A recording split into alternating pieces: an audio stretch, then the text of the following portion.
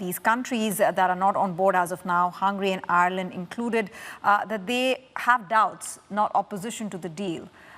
Do you think that's fair? Because for them to come on board, it would take a lot more. Well, I think it remains to be seen what will be required for them to come on board. I mean, Ireland in particular, for instance, has been a destination for a lot of multinational companies. Lower tax rates have been part of the attractions, so they're naturally and understandably concerned about what the implications would be. But there is a lot of buy-in to this, and it's a very important policy for the EU and for the US and others.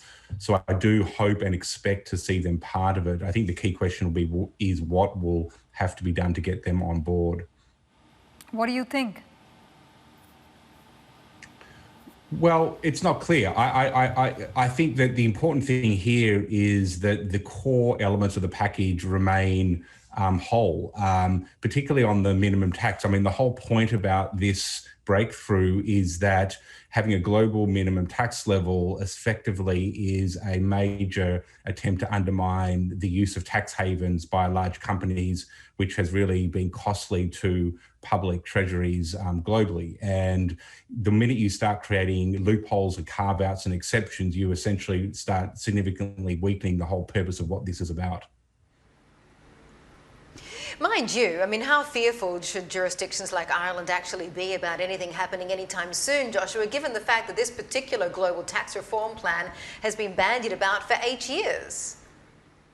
It is. It's been a long time coming, but I think that this is why this is such an important moment, because there is a real sense of a breakthrough moment and momentum towards actually finalising this.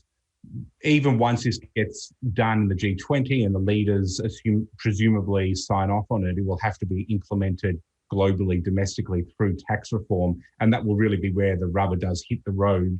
In that respect, I think a lot of eyes will be on what the US does and manages to do, but also other countries. But there is at the moment a lot of political will to make this happen. And the G20 process at the moment is a very significant sign that we've now moved beyond just talking and negotiation and are actually at the end stages of a real deal here.